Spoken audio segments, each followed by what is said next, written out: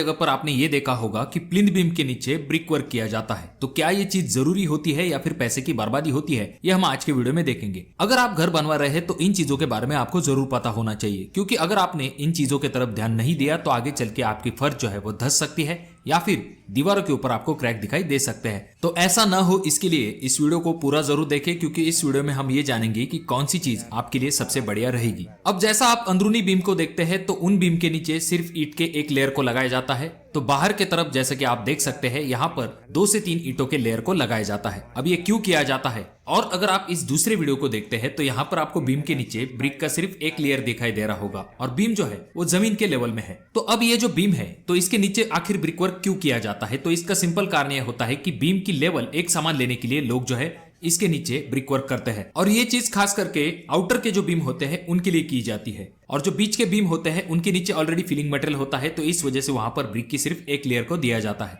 अब ये जो प्लिंथ बीम होता है उसका काम होता है कि ऊपरी लोड को इवनली डिस्ट्रीब्यूट करके फाउंडेशन की तरफ ट्रांसफर करना। और अगर ये प्लिंथ बीम जमीन लेवल से थोड़ी ऊंचाई पे है, ऐसे समय में वो डीपीसी का भी काम करते हैं, यानी कि जमीन से आने वाली नमी जो है उसे ऊपर की तरफ जाने से रोकने का काम ये प्लिंथ बीम करते हैं। तो इसीलिए कुछ जगह पर ये प्लिंथ बीम जो है वो जमीन लेवल से 1 या फिर 2 फीट की ऊंचाई पे बनाए जाते हैं और उनके नीचे जो है वो ब्रिक वर्क को किया जाता है, जिससे कि आगे चल के अगर जमीन की लेवल थोड़ी बढ़ भी जाती है तो ये लेवल जो है वो बीम के ऊपर नहीं जाएगी, जिस वजह से बीम जो है वो जमीन लेवल से ऊपर रहेगा। और जमीन लेवल से ऊपर होने के कारण ये जमीन से आने वाली जो नमी है उसे ऊपर जाने से रोकने का काम करेगा। तो ये भी एक कारण होता है जिस वजह से बीम की हाइट जमीन लेवल से थोड़ी सी ऊंचाई पे ली जाती है। अब यहाँ पर ध्यान देने वाली बात यह होती है कि ये बीम जो है अगर जमीन से ज्यादा ऊंचाई पे है और इस बीम के नीचे ज्यादा ब्रिक वर्क है, ऐसे वक्त में अगर उसे कोई सॉलिड बेस नहीं है तो ऐसे समय में आपकी जो बीम के नीचे का ब्रिक वर्क है उसमें सेटलमेंट हो सकती है, यानी कि वो नीचे की तरफ थोड़ा सा धंस सकता है, जिस वजह से आपको आगे चल के क्रैक भी दिखाई दे सकते हैं।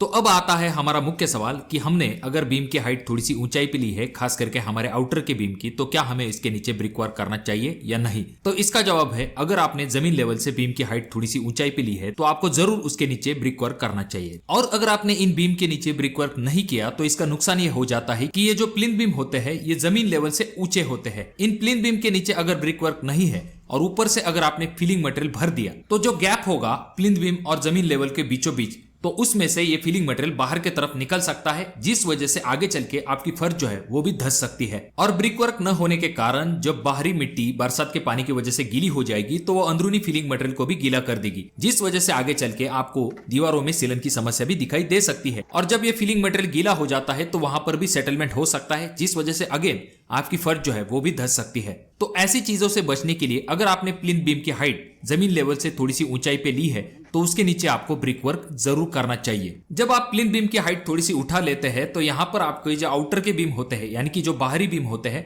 वहां पर आपको उन बीम के नीचे ब्रिक वर्क करना होता है। हालांकि जो अंदरूनी बीम होते हैं वहां पर आप ईंट की एक लेयर लगा सकते हैं और उसके ऊपर जो है बीम को कास्ट कर सकते हो। अब ये चीज तो आपको समझ में आ गई कि आउटर के बीम के नीचे आपको ब्रिक वर्क करना जरूरी होता है। अगर आप प्लिंथ बीम के नीचे ब्रिक वर्क करने वाले हैं तो कुछ चीजों की तरफ ध्यान जरूर दीजिए। सबसे पहली चीज, जो ब्रिक वर्क होगा वो 9 इंची से कम नहीं होना चाहिए, और ब्रिक वर्क करने से पहले उस जगह पर आपको पहले पीसीसी कर लेनी है, उसके बाद जाकर आपको ब्रिक वर्क करना है। ये तो हो गई पहली कंडीशन की बात। पर कुछ घरों में आपने ऐसा भी देखा होगा कि जो बाहरी बीम है उन्हें जमीन लेवल पे लिया जाता है, उन बीम के नीचे सिर्फ एक ब्रिक के लेयर को लगाया जाता है, और जो अंदरूनी बीम होते हैं उन्हें प्लिंथ लेवल पे लिया जाता है।